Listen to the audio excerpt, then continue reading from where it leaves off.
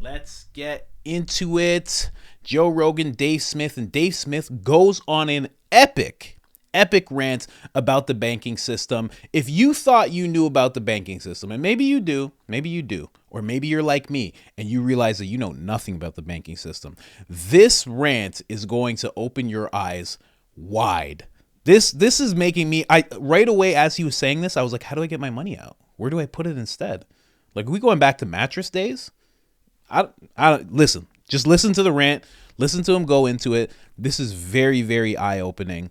And it makes me wonder, what other options do we have? And I know the crypto bros will say, hey, you know the option. They always talk about Bitcoin and everything, but we've seen that fail too. So where do we go? But let's get into that clip right now. Dave Smith going on an epic rant. Let's listen.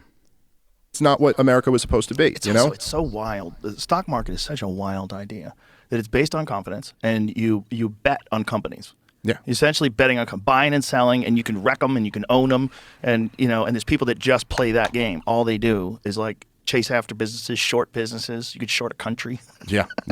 No, it's pretty wild. It's pretty wild, and it's the craziest gambling. But this is also, like, to go back to like Ron Paul stuff. This was like at the center of his campaign. I don't think anybody else. Outside of like the Libertarian Party, will put up candidates who like talk about this stuff. But Ron Paul was the only one like in a major party who got like a huge amount of traction behind him. But where he was like, look, this is all like when you have a fiat currency system and you go off of any type of gold standard or anything that kind of limits the government's ability to just print as much money out of thin air as they want to, you get this thing where we live in a cycle of constant inflation. And this is something that people don't put that much thought into. Like, when you're talking to your grandma or something and she's like, in my day, a bottle of Coke was a nickel. Right. We just take that almost as like, yeah, well, that's how it works.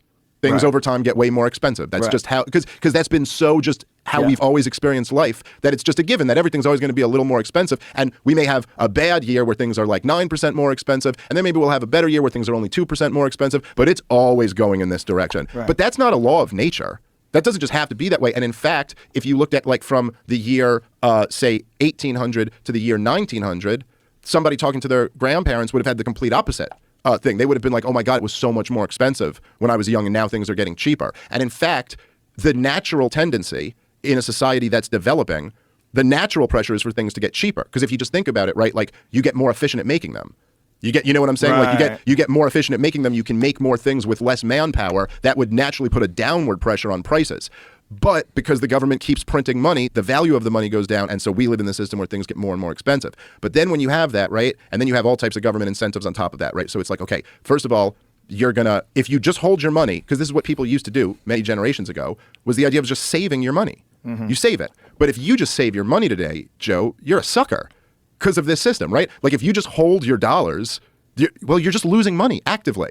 So you got to be chasing interest. In order to just not lose money, you have to be chasing an investment. You know what I mean? You have to be like gambling on something. And so now, and then of course there's also other like tax incentives where like you can kind of defer taxes if you invest in things. And so you're kind of like pushed into, like, well, put it in your 401k, put it in this, put it in that, and then you won't. But just think about that like logically, aside from being really good for rich bankers, why would you think that it's for like an average, say like couple who's just like working and making money, and they don't know anything about stocks and bonds and trading, exchange traded funds and what to invest in and whatnot. Why would you say that you should be working? No, you shouldn't be working and saving a little bit for your retirement. What you should be doing is gambling. You should always be gambling your money constantly. Isn't that sound financial advice? Gamble on something that you don't understand. Right. And you've done no research on. Yeah. Trust someone who works on Wall Street. Do you remember that time about a year or so ago where banks started failing? Mm-hmm. Remember that? Remember how spooky that was? Yeah. Where banks started going under, and there was a real concern that it would cause a cascade effect. They were very, very concerned about that, yeah. And it didn't, but it got close, and we had never heard about that many banks. I mean, there was a savings and loan crisis. Remember when a bunch of those places went under? Yeah. I remember that. I found out about that because Vinny Pazienza, the boxer, lost a bunch of money in one of those. Oh, really? Yeah, I think his life earnings. I think he lost a shitload of money. Like quite a few people have lost a lot of money in these fucking things. Where banks go under. Yeah. Like all of a sudden you lose everything. Like what? You don't have my money? Well, and There's of course, no money. in 2008, that was the big one. In 2008, and they really set a precedent there with that kind of too big to fail line of logic, where if that's true, that the banks are too big to fail, and then you bailed all of them out, and now they're bigger than they were then, then they're really too big to fail now, right? So it kind of perpetuates this idea that the banking system, and everybody kind of knows this, the banking system is built on a house of cards, and it could collapse at any moment. And if it does, the federal government's going to have to come rob you of your money to give to a bunch of bankers again. That's our system. That's our financial system. And the CEOs of those banks still got bonuses. Oh, yeah. Yeah. They all still got bonuses. They said bonuses. they had to give them bonuses, otherwise they would leave and go other places. And it shows a real eroding of something completely different than the political system, just our culture, that there wasn't at least like enough shame of those people to just go, yeah, I'm gonna not take my bonus this year because I don't want to get dragged through the streets and like killed by the citizens of this country. I don't want to feel like that. And it's not as if these people didn't already have tens of millions of dollars, like they really needed their bonus from this year, or like little Timmy isn't going to get his Thanksgiving turkey. A yacht. Yeah, it's like, no, I want a fifth yacht. Yeah, like it's like that level. Yeah. But the whole banking system is it? What's the oh man, I'm gonna get this. What's the Christmas movie where they kind of go over fractional reserve banking? Is it It's a Wonderful Life? The one where they're like, where they all come into the bank, there's like a bank run and they want their money, and he's like, oh, but don't you see, your money's over here at Frank's farm, and then his money's over there, and that's how, but like, I can't remember which one it was, but anyway. Was that It's a Wonderful Life? Is that what it was? Yes, I think it was It's a Wonderful Life. Oh, no, maybe an not. Old-ass movie. No, but it's an old one, but the whole system of fractional reserve banking is really kind of this fascinating like thing, because everybody still kind of has in their mind that if you kind of have in your mind that the money in your bank account is your money, and that you're holding it, that they're holding it for you. Right. But that's not right. That's not what's going on. And if you ever actually read like the contract that you sign when you open a checking account, that's not what it is. It's more like you're loaning money to the bank and they owe that money to you. But they don't have to give it to you. You could, legally speaking, you could walk in tomorrow to a bank. I mean, no one actually walks up to a teller anymore. It's a Wonderful Life isn't a Christmas movie. It's a banking movie. Oh, yeah. So that is the scene. I was right about that. Okay. But so you could walk into the bank tomorrow and your checking, account balance is whatever, say it's $5,000, and you could go, I'd like to take out $2,000, and they can say no. You can't have it. Now, they owe it to you, technically, but they don't have to give it to you. They're not just holding it for you to give to you on demand. Now, the system hasn't collapsed, so they will give that to you today if you walk into a bank. But if too many people come in and they want too much money. Well, they don't have it. Yeah. Is the point. So when you open a bank account, and I don't know exactly what the reserve rates are now, because I know they did change this during COVID, but for a while it was 10%. Was what the Federal Reserve set as the reserves that you had to put away. So when you come into your bank and you give them $100 to open a checking account, just to make it an easy number, they hold $10 and they loan out $90. And now, so they'll loan that money out, and so essentially they owe you $100. But the effect of this, right, is that now there's this guy. So let's say you open the account with $100. Now there's another guy who takes out a loan for $90, and you're now in the economy, and kind of like you think you have $100, and he thinks he has $90, but really there's not $190. There's only $100. That you get what I'm saying? But now here's where it gets even crazier than that. This guy doesn't just hold his $90, he goes and puts it in the bank. And so the bank holds 10% of that money and then loans out 90% of that to somebody else, who then puts that money in the bank. And then they take 10%. So when you actually look at the effect of it, there's like not nearly as much money in the bank as we all think we have in the world. So essentially, if everybody came into the bank, or even just too many people came into the bank and said, we'd like to withdraw our money, there's nowhere near enough money for them to give you. So inherently, the whole thing is kind of a house of cards. It's like when you're going to a stadium and you try to use your cell phone, you realize there's no signal, even though you have 5 bars. Right. Because everyone's using their phone. Mm-hmm. So there's no signal for you. That's exactly what it's like, which I had no idea. All of what he said, I had no idea. I've never learned about any of this. Nothing. Did you learn about this in school? I did not learn about any of this in school. So to hear him say, but you know what? As I'm saying all this, I am reminded of a story where I went to a bank. I had a check for, I think it was $8,000. And I went to the bank. And I was young. And I was still pretty much the way I am now. And I didn't trust banks. So I was just like, hey, I just want to cash this. And it was the bank I banked at. And the woman's like, why? And I was like, why? Why? Hold on a second. What do you mean why? Why do you need that much money? I was like, why do I need? I was like, what are you talking about? And we got into this, basically we got into an argument of why do I need this money and why do I need to cash it? And I'm like, why don't you just cash the check and give me the money? It was this weird back and forth where she was like in the year 2030 where Klaus Schwab is the overlord, and I was in the 1930s where you just did what I say because I'm the customer and this is my money and give it to me. It was very weird. It was like we were just so far apart in time. And then the manager came out and she was like, why do you need this money? And I was like, this is my money. I don't understand what's going on. I'm like, call whoever is on the check. They'll tell you it's my money. They gave it to me. I signed it. We're good. It's a check. This is my first time cashing a check too. I've never seen this before. I was like, wow. I'm like, this is so new to me. And then after a while, they were like, we can't do it. We don't have the money. And I was like, you don't have the money? I thought they were lying. I was like, you're lying. Obviously they're lying. I'm like, obviously it's like the movies and they have millions of dollars back there. And they were like, no, we could do it tomorrow or in a few days. And I was like, this sounds like such a, like if this was two people on the street, I'd be like, oh, you're a con artist. You're going to take my check. You're going to steal my money. So I didn't trust them. And I went to another bank, same bank that I banked at, just a different branch.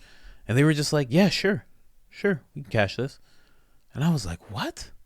It was the weirdest experience. But that one experience made me say something's going on with the bank. And again, I don't know I know what Dave just said and the little bit that I've learned having to run businesses. That's it. I don't know much. Got an accountant, right? So it was a very interesting run-in. Let me know, anybody in the comments, if you've had run-ins like that. It was the weirdest thing I've ever dealt with. But other than that, I did not know any of this. That your money's not actually there because they're loaning it out. Isn't that like that is such a fragile system. That system could fall apart so easily. If people wanted to, they could all just go at the same time. What would happen? I guess no one would get money and that'd be it. I don't know. This is really making me think about the money I have in a bank and thinking like, should I not have it there? And then the thought process comes, only 10% of it is actually there.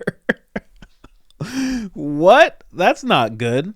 I don't know. This is the first I've heard about any of this, to be honest with you. And again, like I wrote in that little thing, I was trying a little thing there. I wrote a little blurb there. My financial literacy is my responsibility, of course, and yours is your responsibility. I just wish they taught us something like this in school. Wouldn't it be great to just have a class that just breaks down the banking system? But even as I say that, it makes me realize that certain people being ignorant to certain things is by design.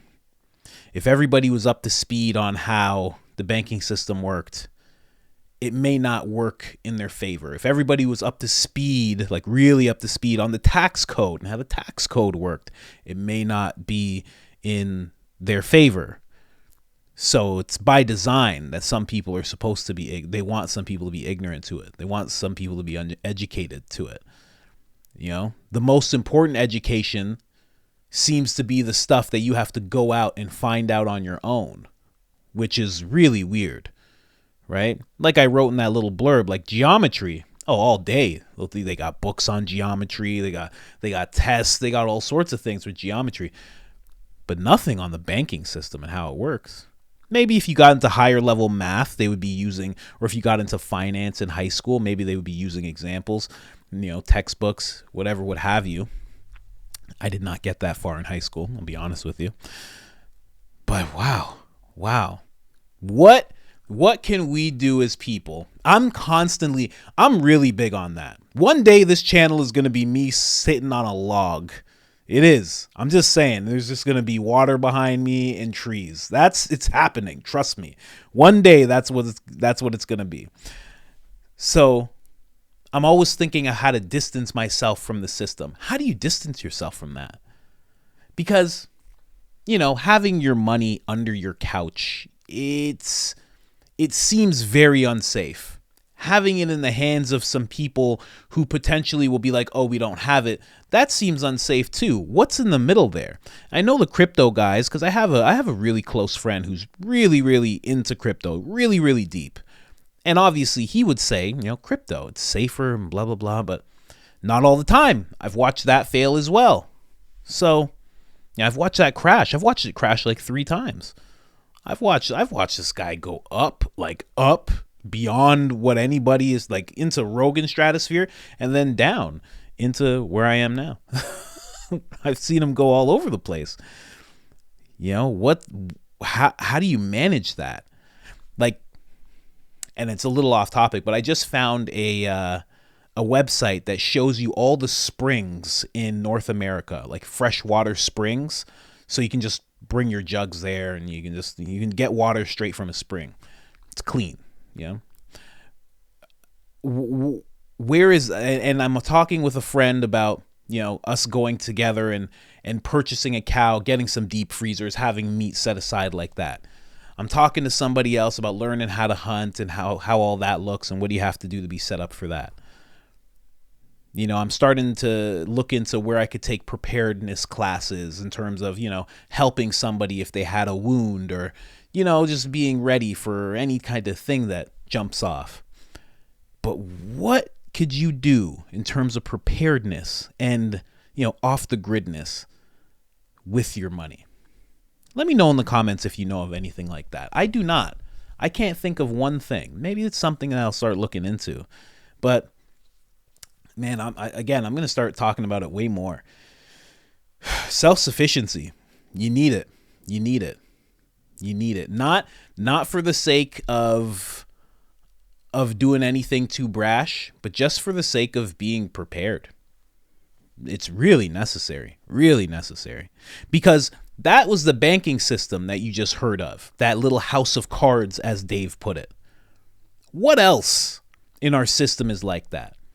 We kind of saw that the grocery store is a little bit like that. Little bit like they're almost like a person who lives check to check. Like the grocery store misses a couple of shipments. And what do people in a 5-kilometer radius that depend on it do? How many people is that? 10,000 sometimes, 20, 100,000? Who knows? How many of these systems are very fragile? Makes me wonder. Really makes me wonder. Anyway, it's always a great episode when Dave Smith's on. Really go and check it out. It is episode 2067. Dave Smith. He talks really fast. A lot of information. It's hard to keep up, but it's definitely worth it. That was one thing that he brought up, the banking system. The rest of the podcast, he kind of goes into Palestine, Israel. He's a Jewish guy, like I brought up in other videos, but he's really on the side of the Palestinians. He's really on the side of just, people being free. And I'm sure if the Jewish people were in a situation like the Palestinian or the Israeli people were in a situation like the Palestinians are, he would have the same opinion. I really do think that he seems to be on the side of common sense and freedom. He is a libertarian, if you don't know. So definitely check that podcast out. Like, subscribe. Hit up IamCoachColin.com for your Keep Calm and Do Not Comply shirts. And other than that, I am out.